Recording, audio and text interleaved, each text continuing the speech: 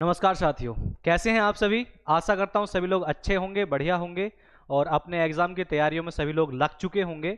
जो मेरे साथी आरआरबी, एनटीपीसी और आपका एसएससी जीडी के एग्जाम को टारगेट कर रहे हैं, उनको मैं बताना चाहूँगा career crack hub YouTube channel पे फ्री ऑफ कॉस्ट प्रॉपर एक बैच आपका चल रहा है जिसका नाम है सफलता का सफर बैच।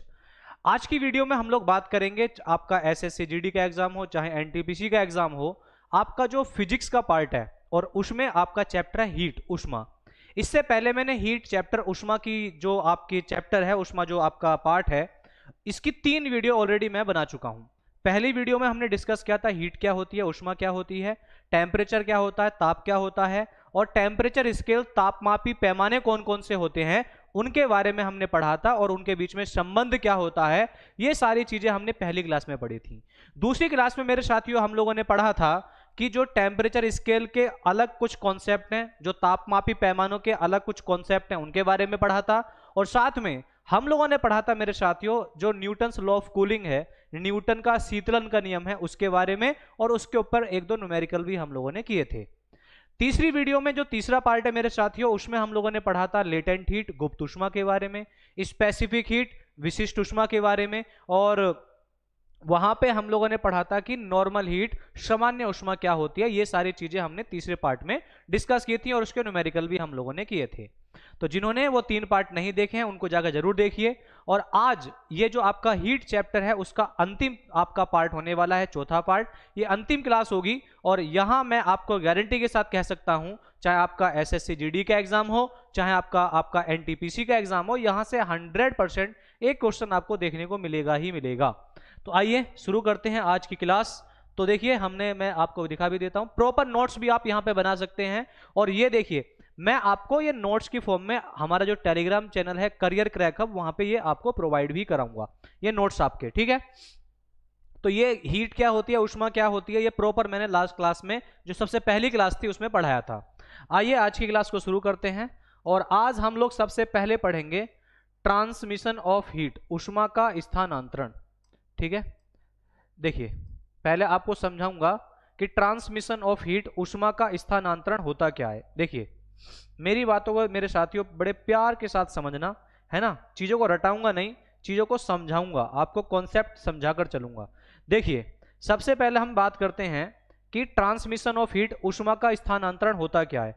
उष्मा का स्थानांतरण का मतलब उष्मा जब एक स्थान से दूसरे स्थान पर जाए।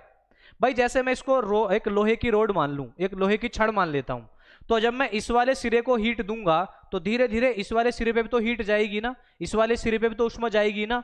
तो जब उष्मा एक स्थान से दूसरे स्थान पे जाती है उसी को हम लोग कहते हैं ट्रांसमिशन ऑफ हीट, उष्मा का स्थानांतरण। अब यहां पे आप देखोगे, इसको समझो। देखो मेरे साथियों यहां पे आग जल रही है, ठीक है, आग जल रही है। अब इस आग में एक ये लोहे की छड़ है, ठीक है, ये क्या है, एक आयरन रोड है, एक लोहे की छड़ है।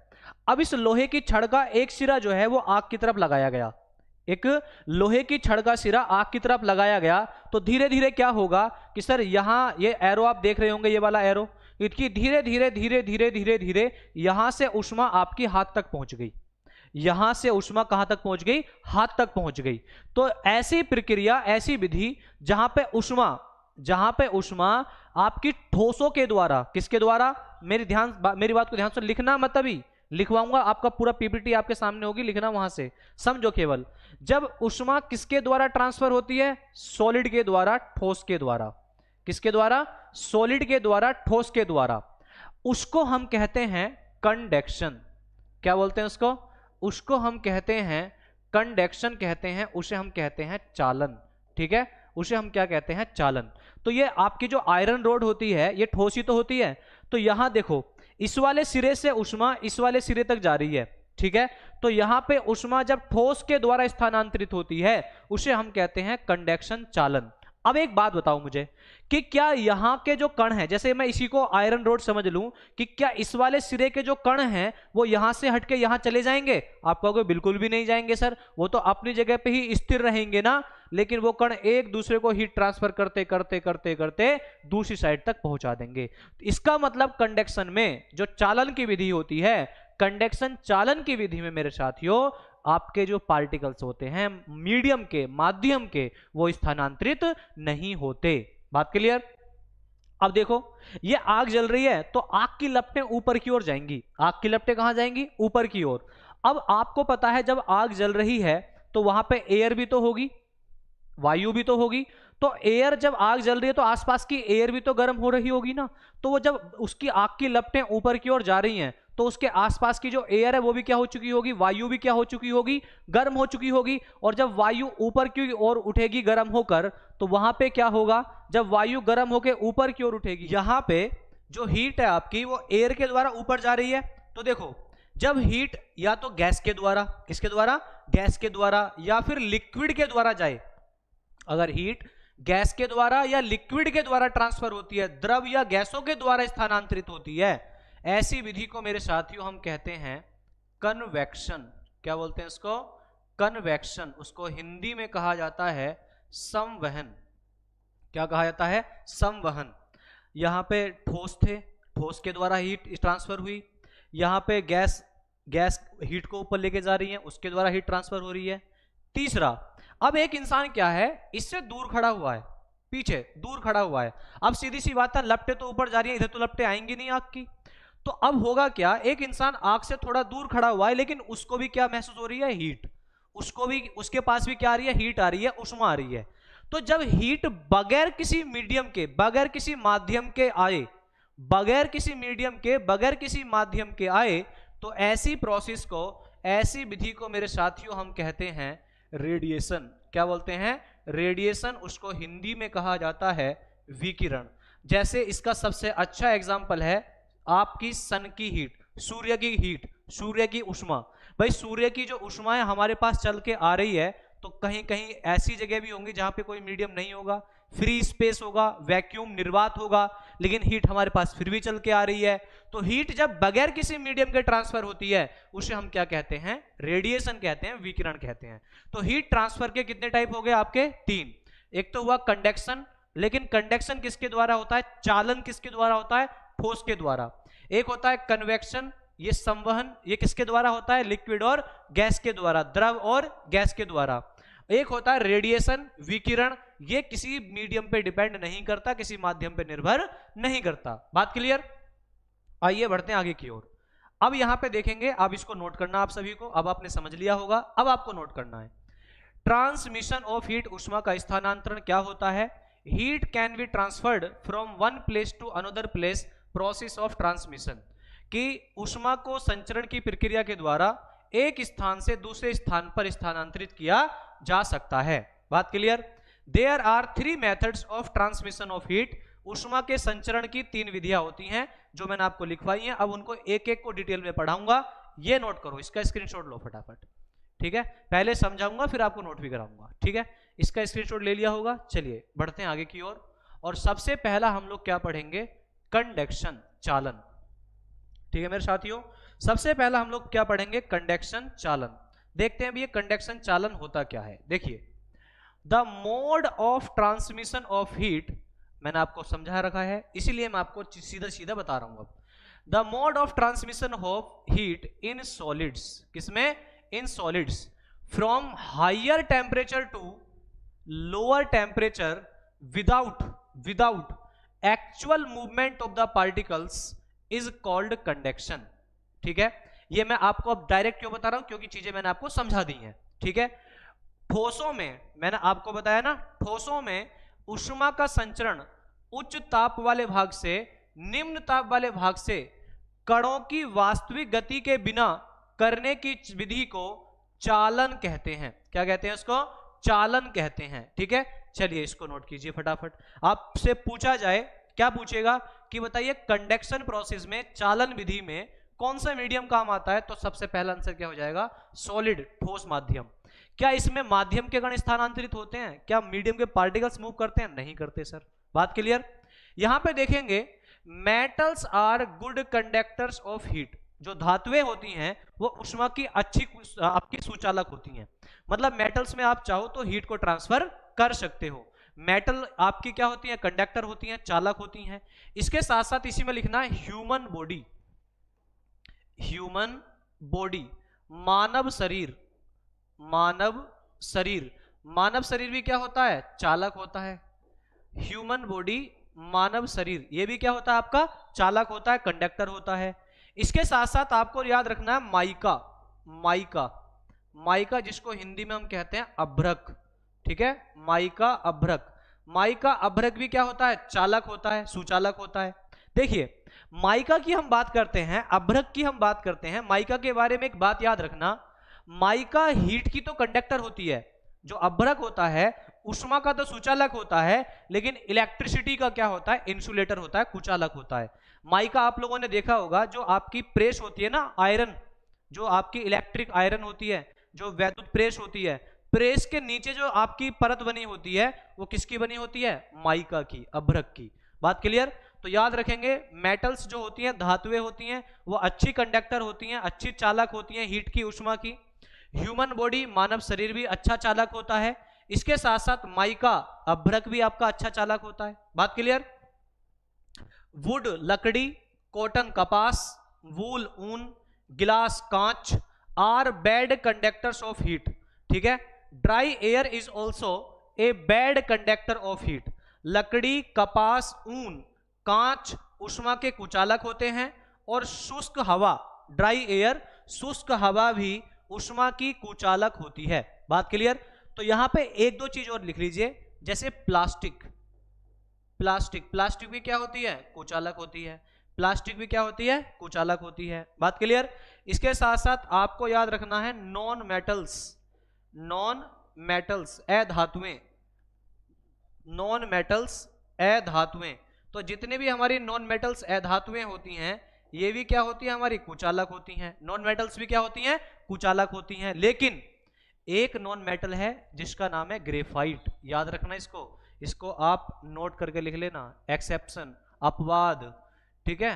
ग्रेफाइट, जो ग्रेफाइट होती है ये भी एक नॉन मेटल है, और ये ग्रेफाइट होता क्या है, कार्बन का एलोट्रोप, कार्बन का अपर रूप, कार्बन का एलोट्रोप, कार्बन का अपर रूप। लेकिन ग्रेफाइट जो होता है ये उष्मा का क्या होता है मेरे साथियों, सुचालक होता है, ठीक है। ये उष्मा का क्या होता है, सुचालक होता है। इसको नोट करो फटाफट सभी लोग अच्छे से। चलिए फिर बढ़ेंगे आगे की ओर, ठीक है, इसका स्क्रीनशॉट ले लेना, नोट कर लेना, बढ़े आगे की ओर। चलिए तो देखिए ये तो बात होगी किसकी, कंडक्शन की, चालन की, ठीक है। अब बात आती है कि कंडक्शन के हमारे डेली लाइफ में यूज क्या है, चालन के हमारे दैनिक जीवन में उपयोग क्या है। जैसे मैं आपको बताऊं, भाई आप एक बात बताओ मेरे साथियों, आपको चाय पीनी है, आप चाय पीना चाहते हो, एक स्टील का गिलास है, स्टील का कप मान लो, गिलास छोड़ो, गिलास बड़ा हो जाएगा, है, एक स्टील का कप है और एक मिट्टी का कप है, और गर्म चाय है, तो आप कौन से कप में पीना पसंद करोगे? तो आपके दिमाग में तुरंत बात आ गई होगी कि सर मैं तो मिट्टी वाला जो कप होगा ना, मिट्टी वाला जो कप होगा उसमें पीना पसंद करूंगा। बोलो हाँ या ना, आपके दिमाग में बात आई होगी, क्योंकि स्टील जल्दी से गर्म हो जाएगा, और स्टील मेरे हाथों को भी जला सकता है और मेरे होठों को भी जला सकता है। ऐसा होगा नहीं होगा? क्यों? क्योंकि स्टील जो है वो हीट का कंडक्टर है, और मिट्टी जो है वो हीट का कंडक्टर नहीं है। बात समझ में आई?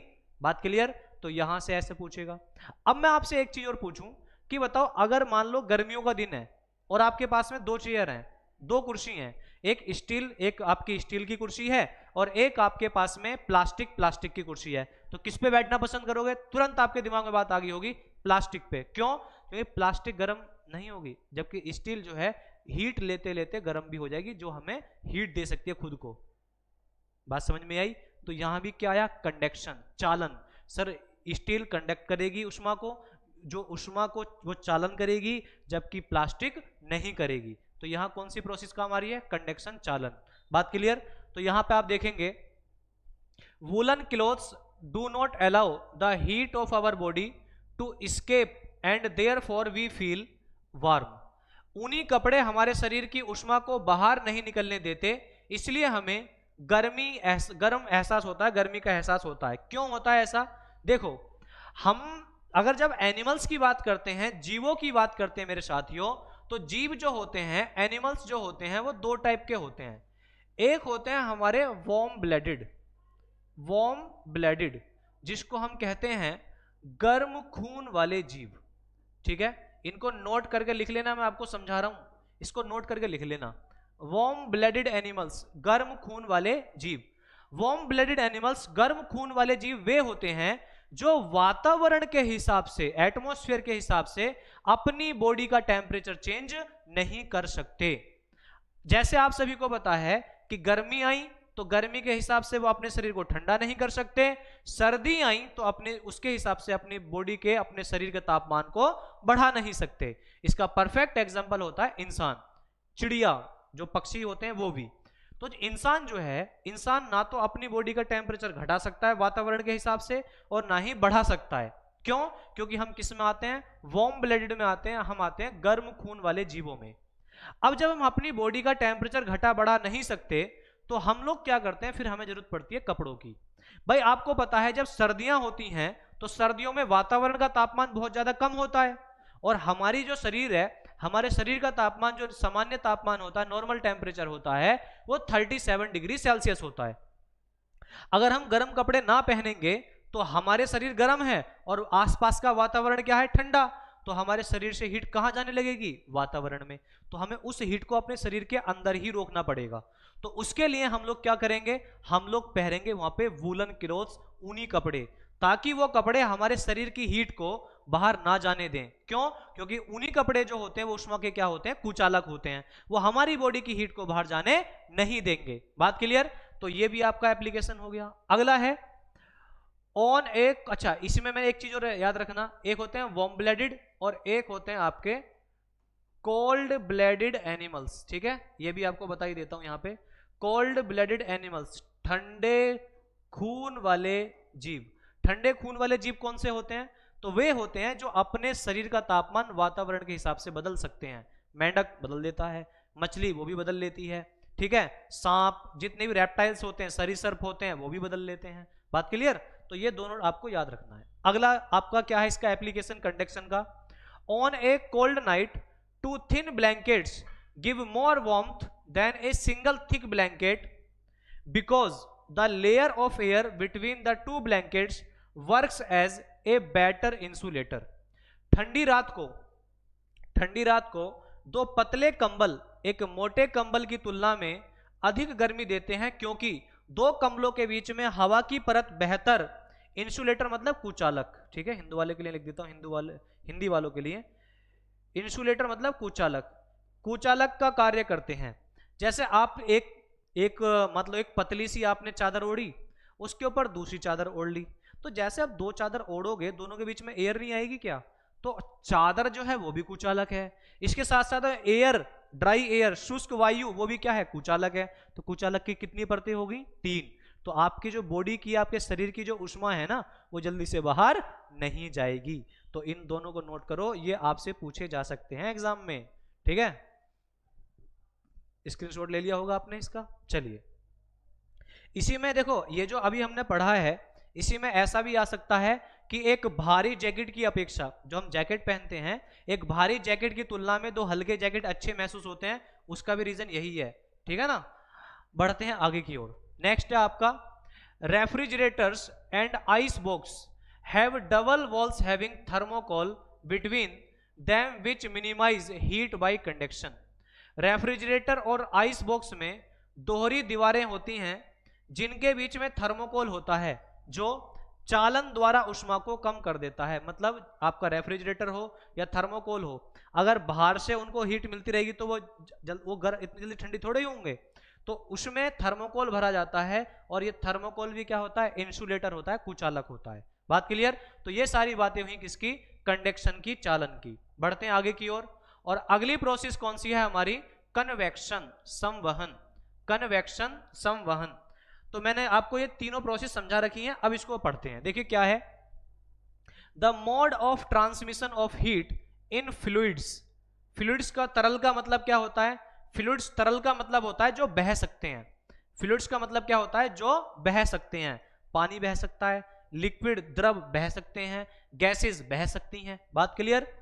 The mode of transmission of heat in fluids, fluids मतलब लिक्विड एंड गैसेस, द्रव और gas, due to actual movement of the particles is called convection.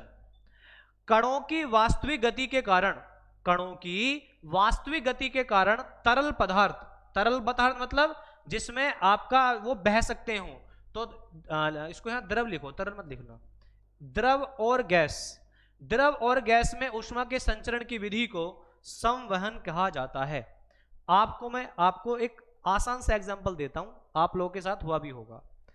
आप लोग जब सर्दियां धीरे धीरे आने वाली हैं, तो सर्दियों में जब आप पानी को गर्म करते हो तो जो रोड होती है ना, रोड, इलेक्ट्रिक रोड जो होती है, इलेक्ट्रिक रोड को आपने जैसे उस बाल्टी के अंदर डाला जिसमें आप पानी गर्म करना चाह रहे हो, तो आपने देखा होगा हल्के बुलबुले टाइप के वो धीरे धीरे ऊपर उठने चालू हो जाते हैं उस बाल्टी के अंदर। दिमाग में आपके कनेक्ट कर गया होगा, ये बात आ गई होगी बात दिमाग में। तो वो आपका होता है क्या है, कण ऊष्मा लेते हैं और ऊष्मा लेके कहां भागने लगते हैं, ऊपर की ओर। कण ऊष्मा लेते हैं और कहां भागने लगते हैं, ऊपर की ओर। तो जब कण ऊष्मा लेकर भागें, और वो कहां भाग सकते हैं, लिक्विड में भाग सकते हैं और आपके गैस में भाग सकते हैं, तो ऐसी विधि को हम लोग क्या बोलते हैं, संवहन कहते हैं, कन्वेक्शन कहते हैं। बात क्लियर, इसको नोट करो आप। अब जानते हैं इसके एप्लीकेशन क्या होते हैं, इसके जो हमारे दैनिक जीवन में उपयोग हैं वो क्या है। देखिए एप्लीकेशन ऑफ कन्वेक्शन, ठीक है। When a liquid in a vessel is heated at the bottom, the liquid at the bottom gets heated and expands. जब किसी बर्तन में तरल पदार्थ को नीचे से गर्म किया जाता है तो नीचे तरल पदार्थ गर्म होकर फैलने लगता है, फैल जाता है। अभी बताया ना मैंने आपको वो वाला एग्जांपल, फैलेगा, ऊपर भी भागेगा, इधर उधर भागेगा, बताया नहीं बताया अभी आपको। नेक्स्ट अगला क्या है, due to its lower density hot liquid rises and its place is taken by cold liquid from above. Convection currents are set up in the liquid until the temperature of the whole liquid becomes the same. अपने कम घनत्व के कारण गर्म द्रव ऊपर उठ जाता है। जैसे मैंने आपको बताया कि पानी हीट लेगा, ऊष्मा लेगा और उसके कण ऊपर की ओर भागने चालू हो जाएंगे। क्यों? उनका घनत्व जो है, उनकी डेंसिटी क्या हो जाती है, कम। जैसी डेंसिटी कम होगी वो ऊपर की ओर भागने लगेंगे, सतह की ओर, पानी की जो ऊपर की सतह है उसकी ओर। तो अपने कम घनत्व के कारण गर्म द्रव ऊपर उठता है और उसके स्थान ऊपर से ठंडा द्रव ले लेता है। द्रव में संवहन धाराएं तब तक स्थापित होती हैं, तब तक चलती हैं जब तक पूरे द्रव का तापमान समान नहीं हो जाता। ठीक है, तो आप इसको नोट कीजिए फटाफट सभी लोग। और संवहन आपको मैं समझता हूं दिमाग में कनेक्ट कर गया होगा। स्क्रीनशॉट ले लिया आप लोगों ने। चलिए एक चीज मैं यहां पे आपको एक बता देता हूं। आप लोगों ने सुना होगा सी ब्रिज, ठीक है, सी ब्रिज। सी ब्रिज को हम लोग कहते हैं समुद्री हवाएं, जो समुद्र से जो जमीन वाला पार्ट है उधर की ओर आ रही हो। ठीक है, सी ब्रिज समुद्री हवाएं, और समुद्री हवाएं ले जाने कहां हवाएं हैं, समुद्री हवाएं।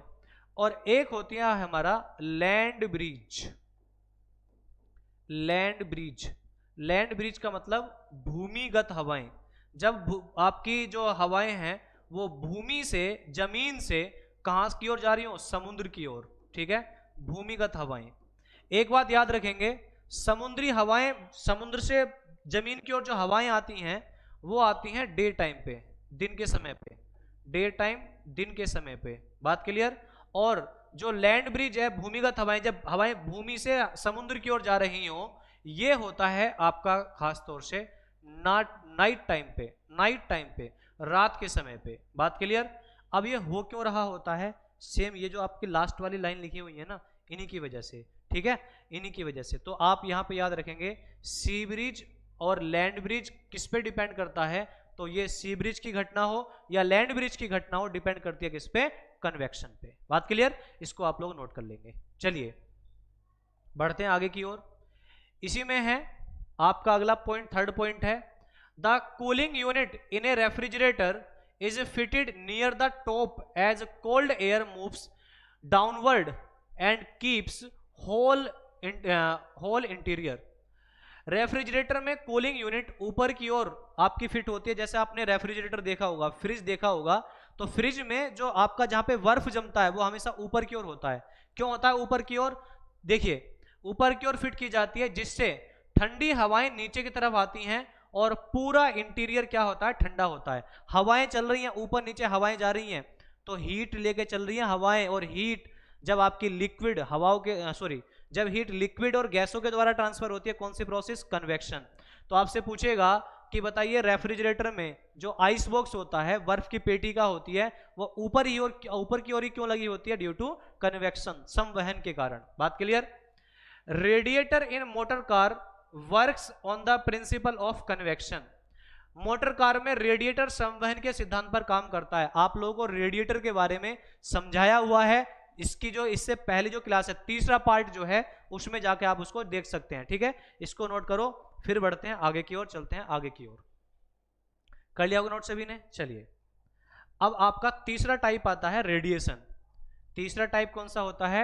रेडिएशन, विकिरण। और मैंने आपको बताया था कि रेडिएशन का मतलब है जब हीट, जब ऊष्मा बगैर किसी माध्यम के स्थानांतरित हो रही हो, मतलब वो उसको माध्यम की जरूरत नहीं है, माध्यम मिलेगा तो भी ठीक, ना मिलेगा तो भी ठीक। ठीक है, तो the process of heat transmission in which in the form of electromagnetic waves is called radiation.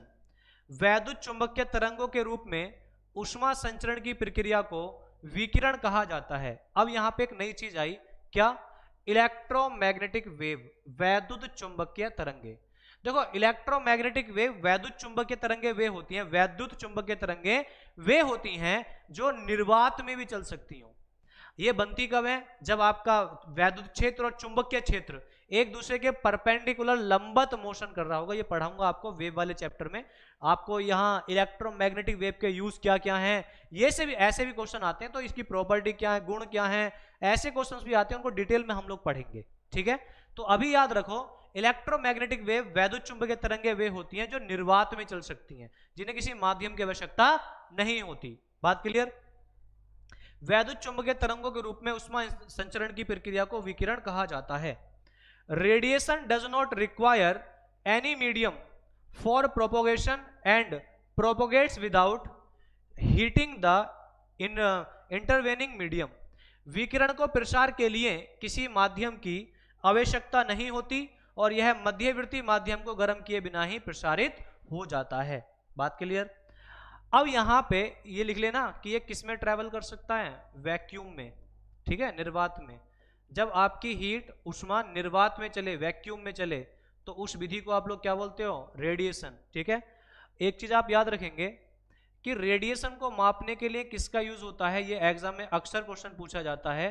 Radiation को, विकिरण को मापने के लिए उपयोग किया जाता है किसका? पायरोमीटर का। किसका उपयोग होता है?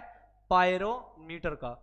आपसे पूछेगा कि विकिरण को, रेडिएशन को मापने के लिए किसका यूज करते हैं, कौन से, किस प्रकार के थर्मोमीटर का यूज करते हैं, किस प्रकार के तापमापी का उपयोग करते हैं, तो आपका आंसर क्या हो जाएगा? पायरोमीटर। बात क्लियर? इसको नोट करो फटाफट, स्क्रीनशॉट लो, इसको नोट करो। आपको वीडियो पसंद आ रही होगी, चीजें समझ में आ रही होंगी है।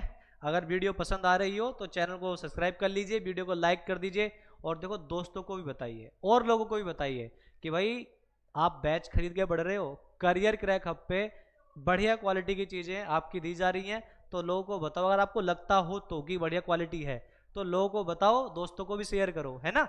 आप लोग ही हो एक सहारा, आप लोग अपनी चीजों को शेयर करो। बाकी कोई फीस कुछ नहीं देना मेरे भाई, आपको कोई अपना समय देना है और आपको हमारा साथ देना है, बस। ठीक है, चलिए, आपको ये विकिरण समझ में आ गया होगा। इसका एक एग्जाम्पल मैं आपको देता हूं। अक्सर देखा होगा आपने कि रात के समय पे, जैसे जैसे रात का समय आ रहा है, जब आसमान में बादल आ जाते हैं, आसमान में रात के समय पे बादल आ जाते हैं, तो बादलों वाली रात जो है ना, वो अक्सर ज्यादा गर्म होती है खुले आसमान वाली रात की अपेक्षा। जब बादल नहीं है तो जो रात है उसमें उतनी गर्मी नहीं होगी, लेकिन जब बादल आ जाते हैं तो गर्माहट जो है उस रात में बढ़ जाती है, गर्मी बढ़ जाती है। क्यों? क्योंकि जो बादल होते हैं ना, बादल होते हैं हीट के, ऊष्मा के कुचालक। बादल जो होते हैं वो हीट के, ऊष्मा के क्या होते हैं? कुचालक होते हैं। अब होता क्या है, जब पूरे दिन आपकी जो सूर्य की किरणें पृथ्वी पे आई हैं, तो अर्थ पे बहुत सारी चीजें हैं, पानी है, मिट्टी है, बहुत सारी चीजें हैं। इन सभी ने हीट को क्या किया होगा, ऊष्मा को क्या किया होगा? एब्जॉर्ब किया होगा, अवशोषित किया होगा। अब रात के समय पे जब सूर्य की किरणें नहीं आती, तो ये सारी चीजें क्या करती हैं? हीट को रिलीज करती हैं, ऊष्मा को छोड़ती हैं। अब जब ये हीट को रिलीज करती हैं, ऊष्मा को छोड़ती हैं एटमॉस्फेयर में, वायुमंडल में, तो जब वायुमंडल से ऊष्मा जा रही होती है, ऊपर आ जाते हैं बादल। अब वो बादल कहते हैं मैं आपको नहीं जाने दूंगा, अब आपको कहाँ रहना पड़ेगा, एटमॉस्फेयर में रहना पड़ेगा, आपको वातावरण में ही रहना पड़ेगा। बात समझ में आई? तो वहां वातावरण में जो आपकी हीट रहती है वो किसकी फॉर्म में रहती है, रेडिएशन की फॉर्म में, विकिरण के रूप में। तो अक्सर आपसे पूछा जाता है कि बादलों वाली रात खुले आसमान वाली रात की अपेक्षा अधिक गर्म होती है, क्यों? तो आपका आंसर होगा विकिरण के कारण, क्योंकि सारी ऊष्मा जो वातावरण में रुकी होती है वो किसके रूप में रुकी होती है, विकिरण के रूप में। कि आपसे पूछेगा cloudy nights are warmer than, cloudy nights are more warmer than clear sky night, why? तो आपका आंसर होगा ड्यू टू रेडिएशन, विकिरण के कारण। बात क्लियर? तो ये हुए हमारे types of transmission of heat, ऊष्मा के स्थानांतरण के प्रकार, और आशा करता हूं ये आपको समझ में आए होंगे। ठीक है, चलिए अब इस चैप्टर की सबसे एक महत्वपूर्ण चीज और है, और वो है एनोमेलस बिहेवियर ऑफ वाटर, पानी का असामान्य व्यवहार। ठीक है, एनोमेलस बिहेवियर ऑफ वाटर, पानी का असामान्य व्यवहार। इसको मैं आपको समझाता हूं। अभी 2 मिनट के लिए मेरे साथियों भूल जाओ कि हम पानी की बात भी करने वाले हैं, 2 मिनट के लिए भूल जाओ, अपने दिमाग से 2 मिनट भूल जाओ। अब आ जाते हैं नॉर्मल लाइफ पे। आप मुझे देखो, मेरी बात पे ध्यान देना। भाई कोई चीज सॉलिड है, ठीक है, कोई सॉलिड चीज है, कोई ठोस चीज है, ठीक है। अब आप उस सॉलिड को, ठोस को क्या कर रहे हो, मेल्ट कर रहे हो, ठीक है, उसको मेल्ट कर रहे हो, उसको पिघला रहे हो, ठीक है, उसको आप पिघला रहे हो। तो आपको सीधी सी बात है, जब सॉलिड को, ठोस को मेल्ट करोगे, पिघलाओगे, तो सॉलिड जो ठोस है वो किस में कन्वर्ट हो जाएगा, तो आपका आंसर होगा लिक्विड में, द्रव में। क्या हो, किस में बदल जाएगा, लिक्विड में, द्रव में। अब जब वो सॉलिड ठोस लिक्विड द्रव में बदलेगा तो फैलेगा नहीं फैलेगा, तो आप कहोगे बिल्कुल फैलता है सर। और जब वो फैलेगा तो सीधी सी बात है, उसका वॉल्यूम, उसका जो आयतन है, आयतन है वो क्या करेगा, बढ़ेगा। उसका वॉल्यूम, उसका आयतन क्या करेगा, बढ़ेगा। ऐसा होता है नहीं होता डेली लाइफ में। अभी पानी के बारे में भूल जाओ, पानी के बारे में बात नहीं कर रहा मैं डेली लाइफ की बात कर रहा हूं मैं यहाँ पे। अब आते हैं लिक्विड में। कोई भी लिक्विड है, कोई भी द्रव है, ठीक है, कोई भी लिक्विड है, कोई भी द्रव है। अब आप द्रव को क्या कर रहे हो, हीट दे रहे हो, द्रव को हीट दे रहे हो, उष्मा दे रहे हो। तो जब हीट ज्यादा दोगे, उष्मा ज्यादा दोगे लिक्विड को, द्रव को, तो वो किस में कन्वर्ट हो जाएगा, गैस में। किस में कन्वर्ट हो जाएगा, गैस में, गैस में बदलना चालू हो जाएगा। अब वो जब गैस में बदलेगा तो और ज्यादा एक्सपेंड होगा, और ज्यादा फैलेगा, और जब वो एक्सपेंड होगा, फैलेगा, तो उसका जो वॉल्यूम है, उसका जो आयतन है, वो क्या करेगा, वो बढ़ेगा। उसका वॉल्यूम, उसका आयतन क्या करेगा, बढ़ेगा। इसका मतलब आपको समझ में बात आ रही होगी कि हीट देने पे, उष्मा देने पे वॉल्यूम, आयतन क्या करता है, बढ़ता है। बात समझ में आई? तो इसको एक बार आप नोट करो, फिर उसके बाद हम समझते हैं पानी के बारे में। ये तो होगी नॉर्मल केस की बात, है ना। ये जो लिखा हुआ है ये तो नॉर्मल केस की बात है, इसको नोट करो, ठीक है, स्क्रीनशॉट ले लिया होगा आप लोगों ने। तो ये तो होगी नॉर्मल केस की बात। अब आते हैं पानी के ऊपर। अब आते हैं बात किसकी, पानी की। देखिए आप सभी को पता है कि पानी जब आइस होता है तो वो कैसा होता है, सॉलिड होता है, ठोस होता है।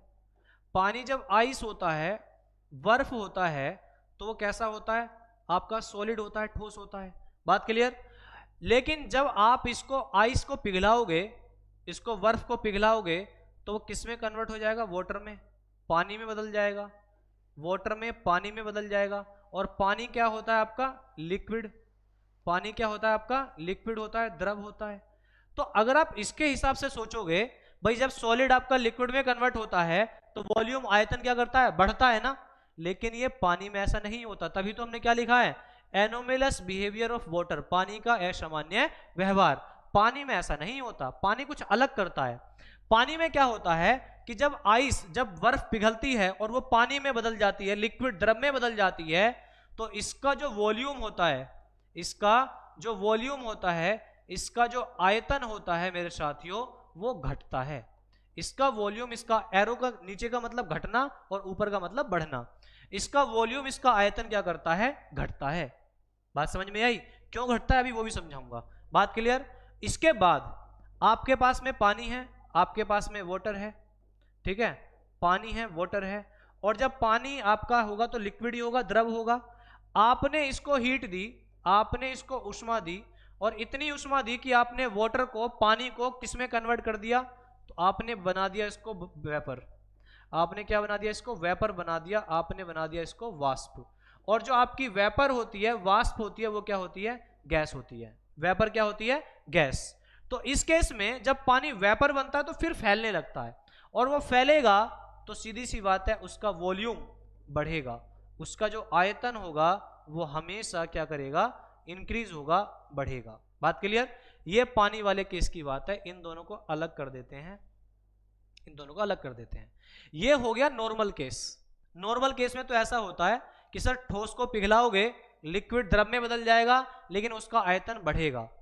अब द्रव है, उसको और ज्यादा हीट दोगे, उष्मा दोगे, गैस में बदल जाएगा, उसका आयतन और ज्यादा बढ़ेगा। बात क्लियर? लेकिन पानी वाले केस में ऐसा नहीं होता। जब आइस है, बर्फ है, बर्फ को आप पिघलाओगे, पानी में बदलोगे, तो उसका वॉल्यूम, उसका आयतन क्या करता है? घटता है। उसका आयतन क्या करता है? घटता है। जबकि यहां क्या था? बढ़ रहा था।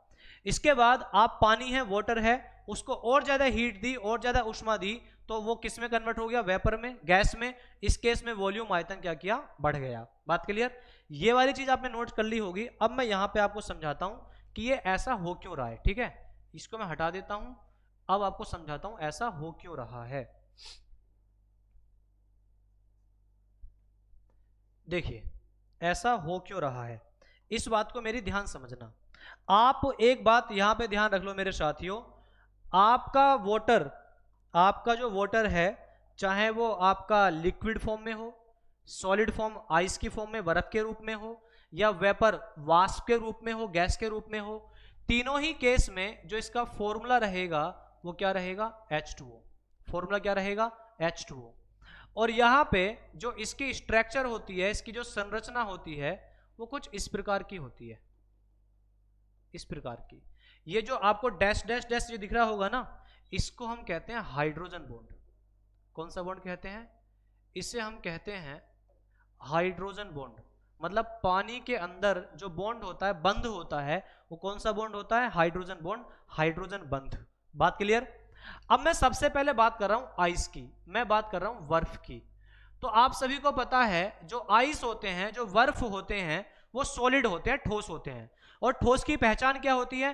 ठोस की पहचान होती है कि उनके जो उसके जो पार्टिकल्स होते हैं, जो कण होते हैं, वो एक फिक्स ऑर्डर में अरेंज होते हैं, एक निश्चित आकार में, आपके एक निश्चित पैटर्न में क्या होते हैं? फिक्स होते हैं, आपके अरेंज होते हैं, निश्चित होते हैं। अब जैसे मार्कर ही है, मार्कर में कण आपके फिक्स ऑर्डर में अरेंज है नहीं है? बिल्कुल है। तो जब आपका वाटर आइस होगा, जब आपका वाटर आइस होगा, बर्फ होगा, तो ये जो पानी के जो कण हैं, पानी के कण क्या करते हैं? एक आपका क्रिस्टलीय जाल बनाते हैं, एक क्रिस्टलीय जाल बनाते हैं। और जब ये क्रिस्टलीय जाल बनाते हैं तो इनका जो घनत्व होता है, इनकी जो डेंसिटी होती है, इनका जो घनत्व होता है, वो आपका कम होने लगता है। इनकी जब ये क्रिस्टलीय जाल के रूप में बनाते हैं, क्रिस्टलीय जाल बनाते हैं, एक फिक्स ऑर्डर में आपके वहां पे अरेंज होने लग जाते हैं, तो इनकी जो डेंसिटी होती है, इनका जो घनत्व होता है, वो आपका क्या होता है? कम होने लगता है।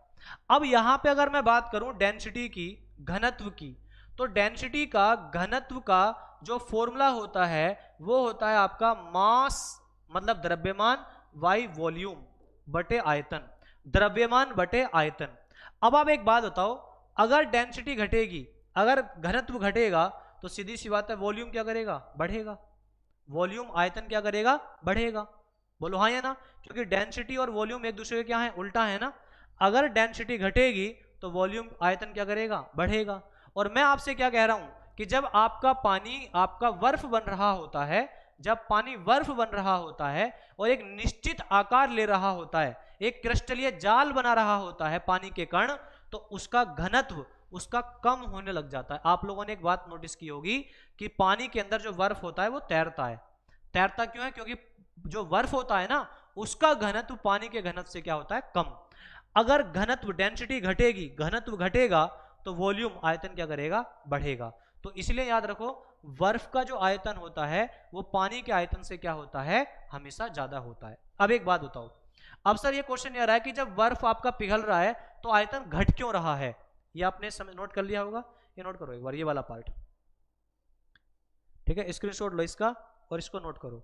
अब ये वाली बात आपको समझ में आ गई होगी। अब बात आती है कि सर ये पानी जो है, जब ये आपका बर्फ पिघल रहा है तो इसका आयतन घट क्यों रहा है? तो यहाँ आप जब आप इसको हीट दोगे ना, जब आप इसको हीट दोगे, उष्मा दोगे, हीट उष्मा दोगे, तो होता क्या है कि हाइड्रोजन जो है ये हीट लेने के बाद, हाइड्रोजन के जो अणु है वो हीट लेने के बाद थोड़ा सा ऑक्सीजन के अणु की ओर भागना चालू कर देते हैं। इनके बीच में जो खाली स्थान होता है उसको भरना चालू कर देते हैं। तो जब वो धीरे धीरे सिकुड़ने चालू हो जाएंगे ना, और सिकुड़ेंगे तो आयतन क्या करेगा? घटेगा। तो इसीलिए ऐसा क्या होता है कि जब बर्फ पानी में बदलती है तो उसका आयतन क्या करता है? घटता है। हमेशा क्या करेगा? घटेगा। बात क्लियर? और लेकिन जब इसको लगातार आप हीट देते रहोगे तो एक कंडीशन ऐसी आएगी कि कण फिर हीट लेके तुरंत क्या करने लगेंगे? फैलने लगेंगे। और जब फैलेंगे तो इनका वॉल्यूम, इनका आयतन क्या करेगा? बढ़ेगा। तो मैं समझता हूं ये बात आपकी बात समझ में आ गई होगी, दिमाग में आ गई होगी। ठीक है, ये नोट कर लिया होगा आप सभी ने। चलिए, समझ में बात आई होगी, उम्मीद करता हूं आप सभी से। चलिए अब यहां पे बढ़ते हैं आगे की ओर और आगे समझते हैं कि एनोमेलस बिहेवियर है क्या। ये तो समझ में आ गया होगा आप सभी को। चलिए देखो, चीजों को आप स्क्रीनशॉट लेते रहोगे ना तो आपको देखो नोट करने में टाइम बहुत ज्यादा लगेगा, लेकिन स्क्रीनशॉट लोगे तो आप स्क्रीनशॉट लेते रहोगे तो आप तुरंत नोट भी कर लोगे चीजों को, और उसके साथ साथ मैं भी चीजों को जल्दी जल्दी आपको अधिक से अधिक चीजें पढ़ा सकता हूं, है ना। तो स्क्रीनशॉट लेते रहा करो। देखिए अब आप सभी को पता है कि 0 डिग्री सेल्सियस पर आपका वाटर जो होता है, पानी जो होता है वो क्या होता है? आइस होता है। ठीक है, जो पानी होता है वो क्या बनता है? आइस बनता है, बर्फ बनता है। बात क्लियर? आपने टेम्परेचर बढ़ाया और 0 से बढ़ा के कितना कर दिया? 4 डिग्री सेल्सियस। 0 से बढ़ा के कितना कर दिया? 4 डिग्री सेल्सियस।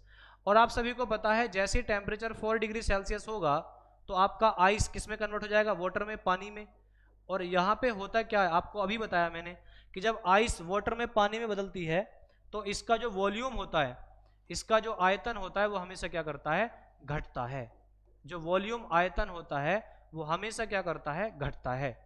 इसके बाद अगर आप ताप बढ़ाओगे, 4 डिग्री सेल्सियस के बाद अगर आप टेम्परेचर बढ़ाओगे, तो जैसे ही 4 डिग्री सेल्सियस के बाद आप टेम्परेचर बढ़ाओगे आगे, मान लो बढ़ाते बढ़ाते आपने कहां तक कर दिया? 100 तक। तो जैसे ही 4 डिग्री सेल्सियस से आगे बढ़ाना चालू करोगे ना तो फिर क्या होगा? जो वॉल्यूम है, जो आयतन है वो क्या करने लगेगा? बढ़ने लगेगा। वॉल्यूम, आयतन जो है वो क्या करने लगेगा? बढ़ने लगेगा। लेकिन एक बात अपने दिमाग में रख लेना, क्या? कि जो 4 डिग्री सेल्सियस टेम्परेचर होता है, कितना? 4 डिग्री सेल्सियस टेम्परेचर जो होता है, इस टेम्परेचर पे वाटर का वॉल्यूम, जल का वॉल्यूम, जल का आयतन, इस वाटर का वॉल्यूम, जल का आयतन 4 डिग्री सेल्सियस पे जो होता है ना वो क्या होता है? मिनिमम होता है, सबसे कम होता है। आपसे पूछ सकता है मेरे साथियों कि आपका न्यूनतम होता है। आपसे पूछ सकता है कि कौन सा टेम्परेचर होता है जहां पे आपका वाटर का वॉल्यूम, जल का आयतन मिनिमम होता है, तो आपका आंसर हो जाएगा 4 डिग्री सेल्सियस। समझ में आई बात? अब इसको नोट करना आप सभी को, ये आपके सामने है, इसको नोट करना है आप सभी को कि when water is heated from 0 degree Celsius to 4 degree Celsius, ठीक है, 0 degree Celsius to 4 degree Celsius, its volume decreases and gets minimum at 4 degree Celsius. ठीक है, after that if the temperature of water is increased, its volume increases. This behavior of water is called anomalous behavior of water. जब पानी को 0 degree Celsius से 4 degree Celsius तक गर्म किया जाता है तो इसका आयतन कम हो जाता है और 4 डिग्री सेल्सियस पर न्यूनतम हो जाता है। इसके बाद यदि पानी का तापमान बढ़ाया जाता है तो इसका आयतन बढ़ जाता है।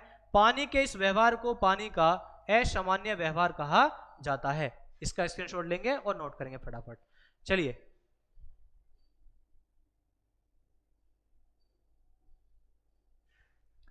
ठीक है, तो इसका स्क्रीनशॉट ले लीजिए।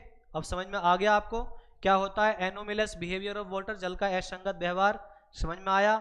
अब आते हैं इसके ऊपर क्वेश्चंस कैसे कैसे आ सकते हैं। एक क्वेश्चन इस पे ऐसा आता है कि अक्सर, देखो ध्यान सुनना, क्वेश्चन कैसे कैसे आते हैं। क्वेश्चन आता है कि अक्सर जो पहाड़ी क्षेत्र होते हैं, पहाड़ी क्षेत्रों में सर्दियों के समय पे पानी के जो पाइप होते हैं वो फट जाते हैं। अक्सर सर्दियों के समय पर पानी के जो पाइप होते हैं वो फट जाते हैं, क्यों? अब इसको मैं आपको बताता हूं। देखो, ये एक पानी का पाइप मान लेते हैं इसको, है ना, पानी का पाइप मान लेते हैं, और मान लेते हैं इस पानी के पाइप के अंदर क्या भरा हुआ है? पानी भरा हुआ है, ठीक है, ये क्या भरा हुआ है? पानी, ठीक है भाई। अब ये आप सबको अच्छे तरीके से पता है मेरे साथियों कि जब पानी इसके अंदर भरा हुआ है तो पानी का आयतन उतना ही होगा जितना इस पाइप का होगा। ये बात तो आपको पता होनी चाहिए, ये बात तो आपको पता होनी चाहिए, तो पता ही होगी ना सभी को कि पानी जिस बर्तन के अंदर भरा जाता है उसका आयतन उतना ही हो जाता है जितना उस बर्तन का होता है। तो पानी जब इस पाइप के अंदर भरा हुआ है तो पानी अगर इस पाइप के अंदर भरा हुआ है तो पानी का आयतन, पानी का वॉल्यूम उतना ही होगा जितना इस पाइप का होगा। अब आप कह रहे हो कि सर सर्दियों का समय आया है, सर्दियों का समय आया और सर्दियों के समय पे ये पानी क्या बनने लगा? आइस बनने लगा, बर्फ बनना चालू हो चुका है। आपका ये पानी क्या बनना चालू हो चुका है? आइस बनना चालू हो चुका है, बर्फ बनना चालू हो चुका है। तो अभी आप लोगों ने पढ़ा था क्या कि सर जब आपका वाटर आइस बनता है, आपका पानी बर्फ बनता है, तो उसका जो वॉल्यूम होता है, उसका जो आयतन होता है वो बढ़ता है। उसका वॉल्यूम, उसका वॉल्यूम, उसका जो आयतन होता है वो क्या करता है? बढ़ता है, मतलब पानी फैलने लगता है। अब आप एक बात बताओ, जब सर्दी आएंगी भाई पाइप तो फिक्स रहेगा, पाइप का वॉल्यूम, पाइप का आयतन तो फिक्स ही रहेगा, लेकिन उसके अंदर का जो पानी है वो बर्फ बनेगा तो फैलेगा ना। अब जब वो फैलेगा तो उसको फैलने के लिए क्या चाहिए? जगह। अब वो पाइप में जैसी जगह बनाना चाहेगा तो पाइप को क्या कर देगा? वो फाड़ देगा। बात क्लियर? तो एग्जाम में क्वेश्चन आएगा कि भाई अक्सर सर्दियों के दिनों में पहाड़ी क्षेत्रों में पानी के पाइप फट जाते हैं, क्यों? क्योंकि सीधा सा आंसर है कि सर्दियों के दिनों में पहाड़ी क्षेत्रों में पानी के पाइप इसलिए फट जाते हैं क्योंकि जब पानी बर्फ बनता है तो फैलता है, और फैलने के साथ साथ वो जो पाइप की दीवारें हैं उन पे क्या लगाता है? प्रेशर, और पाइप को फाड़ देता है। बात समझ में आई? एक इस प्रकार का क्वेश्चन आएगा। अब आते हैं एक दूसरा क्वेश्चन कैसे आएगा, इसको समझो। दूसरा क्वेश्चन कैसे आएगा? दूसरा टाइप आएगा कि पानी है, पानी का टेम्परेचर 20 डिग्री सेल्सियस से 0 डिग्री सेल्सियस किया जाता है, ठीक है। दूसरा क्वेश्चन आएगा कि इस प्रकार का कि पानी है, जल है, वाटर जल है, ठीक है, वाटर है, जल है, उसका टेम्परेचर 20 डिग्री सेल्सियस से 0 डिग्री सेल्सियस किया जाता है। तो बताइए उसके वॉल्यूम पे, उसके आयतन पे क्या फर्क पड़ेगा? उसके वॉल्यूम, उसके आयतन पे क्या फर्क पड़ेगा? ऐसा भी क्वेश्चन आता है। तो देखो आप लोगों ने अभी पढ़ा था ना, अभी आप लोगों ने जाना था क्या जाना था आपने कि सर जब हम 0 डिग्री सेल्सियस से 4 डिग्री सेल्सियस तक जाते हैं, 0 डिग्री सेल्सियस से 4 डिग्री सेल्सियस तक जाते हैं, वॉल्यूम जो आयतन होता है वो हमेशा क्या करता है? डिक्रीज होता है, घटता है। बोलो हाँ या ना? अभी समझाया था नहीं समझाया था? क्योंकि आपका 0 डिग्री सेल्सियस पे वाटर क्या होता है? आइस, बर्फ होता है, और 4 डिग्री सेल्सियस पे आपका जो वाटर है वो अपनी ओरिजिनल फॉर्म में आ जाता है, पानी बन जाता है। और 4 डिग्री सेल्सियस से आगे आप जैसे ही जाओगे तो वॉल्यूम जो आयतन होता है दोबारा से क्या करने लगता है? बढ़ने लगता है। वॉल्यूम आयतन क्या करने लगता है? बढ़ने लगता है। बात क्लियर? अब आप मुझे ये बताओ, ये आपसे पूछा है 20 डिग्री सेल्सियस, तो 20 डिग्री सेल्सियस से आना है मुझे 0 पे, तो 20 तो 4 से आगे ही पड़ेगा ना, 20 तो 4 से आगे ही पड़ेगा, 20 तो 4 से आगे ही पड़ेगा। तो आप करोगे क्या? पहले उल्टा होगे ना, पहले 20 से पूछो 4 पे, तो यहां जब इसका उल्टा चलोगे तो वॉल्यूम का भी, आयतन का भी क्या करना पड़ेगा? उल्टा। तो वॉल्यूम आयतन का उल्टा करोगे तो ये अगर आयतन पहले बढ़ रहा था ना, अब क्या करेगा? घटेगा। तो आप लिखोगे इसी क्वेश्चन के लिए फर्स्ट डिक्रीजेस, पहले आयतन क्या करेगा? घटेगा। फर्स्ट डिक्रीजेस, पहले आयतन क्या करेगा? घटेगा। भाई समझ रहे हो आप मेरी बात को? नहीं, पहले वॉल्यूम आयतन क्या करेगा? घटेगा। इसका उल्टा कर रहे हो ना, तो इसका भी उल्टा कर दो। अब उसके बाद आप 4 से फिर कहां जाओगे? 0 पे। तो देखो जब आप 0 से 4 पे जा रहे थे वॉल्यूम बढ़ रहा था ना, लेकिन अब उल्टा आ रहे हो, 4 से 0 पे आ रहे हो, तो 4 से 0 पे आओगे तो देन यहां डिक्रीज हो रहा था ना, उल्टा करोगे तो इंक्रीज हो जाएगा, देन इंक्रीजेस, ठीक है। पहले घटेगा और फिर आपका क्या करेगा? बढ़ेगा। ठीक है, पहले घटेगा और फिर आपका क्या करेगा, बढ़ेगा। बात क्लियर? तो ये ऐसे ऐसे क्वेश्चन आपके एग्जाम में पूछे जाते हैं। बात क्लियर? अब मैं आपके लिए क्वेश्चन देके जाता हूं, ये आपको समझ में आ गया होगा। आपके लिए मैं होमवर्क देके जा रहा हूं, जो आपको बताना है कमेंट बॉक्स में जाके। पूरी वीडियो आपने अगर देखी है तो कमेंट बॉक्स में जाके आंसर बताना है कि पानी का तापमान 0 डिग्री सेल्सियस से बढ़ाकर 10 डिग्री सेल्सियस कर दिया जाता है। पानी का तापमान 0 डिग्री सेल्सियस से बढ़ाकर 10 डिग्री सेल्सियस कर दिया जाता है, तो बताओ उसका वॉल्यूम, उसका आयतन पे क्या फर्क पड़ेगा। उसके वॉल्यूम, उसके आयतन पे क्या फर्क पड़ेगा। ये आपके लिए होमवर्क है। वीडियो पसंद आई हो, चीजें आपको पसंद आई हो, ये चैप्टर आपको पसंद आया हो, तो वीडियो को लाइक करें, चैनल को सब्सक्राइब करें। और देखिए, अब ये जो चैप्टर है इसकी प्रैक्टिस भी मैंने जो पिछले पार्ट उनके साथ साथ कराई है। यहाँ पे एक हम पूरी प्रॉपर क्लास में लेकर आऊंगा, जहां पे प्रॉपर हीट एंड टेम्परेचर, उष्मा और तापमान से जितने भी प्रकार के एनटीपीसी के एग्जाम में या जीडी के एग्जाम में क्वेश्चंस पूछे गए हैं, उनका वहां पे हम लोग क्या करेंगे, डिस्कशन करेंगे। ठीक है, तो अगर वीडियो पसंद आई हो तो वीडियो को लाइक करो, चैनल को सब्सक्राइब करो और दोस्तों में अपने को शेयर भी कर दीजिए। ठीक है, चलिए, थैंक यू।